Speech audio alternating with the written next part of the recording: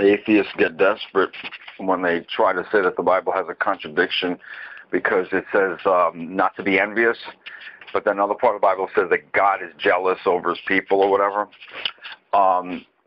In their minds, they think that the word jealous and the word envious mean exactly the same thing when they don't. So they go to a dictionary, which are not infallible things. And atheists have a habit of listing and focusing on only one definition of a word. They do it with the word faith also. Faith is not the same thing as blind credulity. And even in their own dictionary quotes that give a list of different meanings, they only focus on the without evidence one and ignore the ones that don't mean that in their own quotations, that say simply to have a confidence or belief or trust in something or someone, not necessarily without evidence. But they're only honing in on one definition that's given, which is dishonest and very selective. They do it with the word jealous or jealousy also. They'll quote the whole list. They'll actually put, and one of the definitions might be envious, which is not really accurate, but it's only one of the definitions. The other one would be like a more proper, like a jealousy over something that you own, like a guardianship type of a thing. Okay. So again, because atheists have an agenda, they look at the Bible and say, "Oh, God is jealous," like it says in Exodus and this and that. Not understanding that that is a proper jealousy because he's only exacting exclusive devotion of his people. He wants loyalty from his people. That's all it is.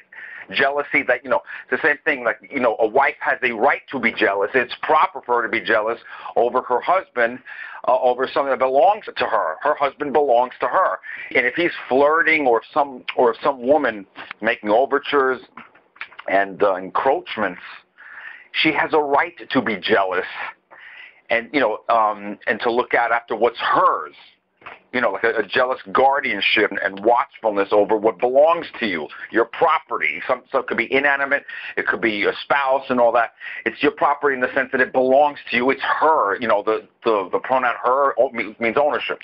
Same thing with a husband. A husband has a right to be jealous if a wife is fooling around or flirting around. It's because she belongs to him, Yes, belongs to him. It's because she is his, H-I-S, his wife. In other words, you belong to each other. So it'd be actually wrong if, let's say, a wife was not jealous if a husband was flirting with another woman or a woman was, flirting with him and whatever, because then it'll show that she didn't care about her husband. So the point is, there is such a thing as proper jealousy. You have a right to be jealous over what's yours. If people are if they're not being faithful, in the sense that you have a right to require loyalty, if you make vows and commitments and responsibilities and you do things for each other and all that, and taking care of each other, obviously, that's the proper jealousy. This is the problem. Nowhere in the Bible does it say that God is envious. Nowhere. You don't find that. Nowhere does it say that God was envious. Because they don't understand what the word envious means. Envious means that you desire something that belongs to someone else. Jealousy is that you have a watchful guardianship over something that's already yours. They don't mean the same. And even the dictionaries that are quoted give different meanings for jealousy. And one of them is the proper type of jealousy of something that belongs to you, and you're watching over it and don't want it interfered with or disrespected, something that belongs to you already. Whereas envious is you desiring something that belongs to someone else. Like, somebody has a nice car or expensive, this and that, or you want that. That's what envious is. Jealousy is like something that's already yours. And this is the point again. Nowhere in the Bible does it say that God is envious. You don't see the word envious for him. So, as usual, atheists fail again. They want the Bible to have contradictions and mistakes and discrepancies in it because it suits their neurotic agendas better. So they'll hallucinate, see problems and, quote, contradictions when they're not really there because they're being typically sloppy and hasty all the time. It doesn't say God is envious. Nowhere does it say in either Testament, any book of the Bible, that God has envy, that God is envious. It says, jealous. And you want to lie to yourself and believe that jealousy and envy are exactly the same thing, then you're just deluding yourself because you're doing it because of your paradigm of your motivation is all warped. You're not going into it objectively, honestly, and cleanly. You're doing it because you want the Bible to be wrong or discrepancies or this or that or problems or whatever, because you don't want there to be an almighty creator and judge to hypothetically be accountable to. It's just that's what it boils down to, because you just want an independent, rebellious nonsense, do whatever you want, and that's really what it's all about. Let's stop kidding ourselves here. These aren't the contradictions at all. They're very explainable, and again, nowhere does it say that God is envious. It says God is jealous, and jealousy can be proper. That is true, and it only means that you're guarding and you're watchful over something that's already yours, and envy means you want something that belongs to someone else. Get it? You see the difference, morons? The same thing, and with both a lot of young Earth fundies and atheists who say that the sun was created on the fourth day. Nowhere does it say that it was created. It says it was made, a different word, even in English. Hebrew, asa, which means show, demonstrate, make visible. Not the other Hebrew word, bara, which means create out of nothing. The word bara is not used in Genesis 1:14 when it's referring to the sun. The sun was created way before the earth, way before even the first day, but was shown or made visible, asa, on the fourth day, because that's when the clouds dispersed. Before that, it was more diffused light. That's the only biblical or scientific explanation that makes any sense. And the problem with these idiots, some of these younger says, oh, what about in Genesis 2, where both create and made are said in the same sentence? Doesn't that mean they're synonyms? What kind of goof-tard argument is that? Because two words are said in the same sentence, they have to be synonyms? Since when is that? That's such a fallacy and so silly. That's like me saying, oh, I built the garage and then painted it. That means that building and painting must have the same meaning and be synonyms simply because they're mentioned in the same sentence. No, building is one thing and painting is something else. Just because it's mentioned in the same, I built the garage and then painted it. With that line of kooky logic of, well, the two words are mentioned in the same sentence, that must be synonyms, arf, arf, that must mean that building something and painting something must mean exactly the same because I'm mentioning them in the same sentence. Fail as usual. No, asa, it means something else, and that's the Hebrew word used for about the sun, the luminaries. That they were basically, because it could have easily been translated in English as they were shown. God showed them on the fourth creative day.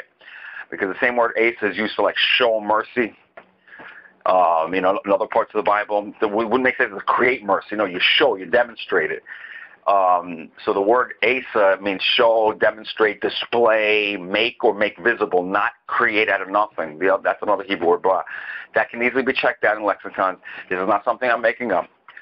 People in the world, either in atheist land or in Christendom land, pagan, Protestant, and all kinds of false religious worlds, are not careful, believe what they want, no matter what evidence and linguistic and geographical and historical points and evidence and facts are presented to them. Because human nature, basically, people, it's hard to convince someone whose job it is and whose motivation it is not to be convinced. You can bring a pile of evidence and even outright proof, and people generally believe what they want to believe anyway, just like Dr. Phil mentioning to this in the audience who kept believing that the highest recidivism rate or repeat rate of any kind of crime was sexual offenders. And Dr. Phil was bringing up statistics that's actually a myth, that's actually not true. It's more the robbers. There's third or fourth on the list. And he's presenting evidence, but the guy didn't want to hear it. He didn't believe it anyway because his brain was so entrenched with the notion of, the highest recidivism rate are sex offenders, arf, that he'll believe what he wants to believe because he has a certain agenda. And anything that disturbs that, because people, anything that disturbs their narrative, they'll dismiss and they'll not take seriously, or they don't want to hear it or whatever. That's all it is. People have a certain narrative that they don't want disturbed. regardless of actual facts, historical proof, data, research, statistics, and they don't care about that. If a person wants to believe that the highest recidivism rate is for sex offenders, even though it actually isn't, it's more like the burglars and the drug dealers, things like that. You could say it to them, and maybe it'll make a dent, but a lot of times it won't because they're being so stubborn and jerky about it. And again, they're motivated by an agenda and a certain narrative that they don't want. Like, Rachel Maddow doesn't want to believe that a fetus feels pain, never mind that they have nerve endings separate from the mother, because it doesn't fit her pro-abortion fanatical agenda. So never mind the data that would indicate that. She's not going to be objective about it. I mean, of course, because she already has this motivation and this paradigm that a fetus or an embryo is just basically a blob, no different than, like a woman's gallbladder. She thinks she's just part of the woman's body, even though a gallbladder is genetically the same as the woman, whereas a fetus is genetically different. That's just pure science. I mean, I know some atheists who are against abortion just on scientific grounds and biological grounds, having nothing to do with the Bible or religion in that sense. But again, if a person has a certain, narrative and storyline and agenda and paradigm, because human nature is so horrendous and so stupid and so stubborn, facts, points, evidence, proof will generally do very little to dissuade or persuade the average human being on the planet. Some may be persuaded, but most don't. Because people, the bottom line is very simple, people believe generally what they want to believe, not necessarily what the actual facts, linguistic, this and that, blah, blah, blah, archaeological, scientific, actually indicate or imply or lean to. Again, the word jealousy and the word envy are not really the same, though atheists want them to be the same for agendas. The word faith and blind, the word faith is not just a blind thing without evidence. It's not just limited to that. You can have faith in a person based on evidence and experience and his track record. Oh, I believe in this person. I have faith in this person. Things like that. But they want to just look at one aspect of what they believe faith is, just like a blind thing without evidence all the time, because it fits their agenda. It's better to believe that if you have faith, it's based on nothing, really. It's just based on what you want to believe. No, that's not entirely true. I believe in things based on archaeology, science, history, language, things like that, and also this thing with when I honed the person on the word circle, that spheres are circles. This word circle does not just mean flat disk. You can't hone in on just one definition of the word circle. The sun has been called the golden circle in the sky. Spheres are circular. Spheres are not triangular. Spheres are not cube. Spheres are not square. Spheres are circular. Circle does not just mean a flat object, a flat coin or a disk. And also about the word doer does not mean sphere. It meant a pile of any shape. A ball is not always spherical. But if you only look at one definition of the word ball, you'll just hone in on that for agendas. A ball has many shapes. Who said, there's ovals, which are not spheres. There's football, there's this, there are different shapes of balls. It's not just spherical. So the word doer simply means pile or clump of any shape. Sometimes it can be spherical, but most of the time not. Doer is not the set word for sphere, in other words. Whereas kug always meant a circular or spherical object, period. Not a vague shape like a door. Door was vague, a pile of any shape. And there are verses to prove that.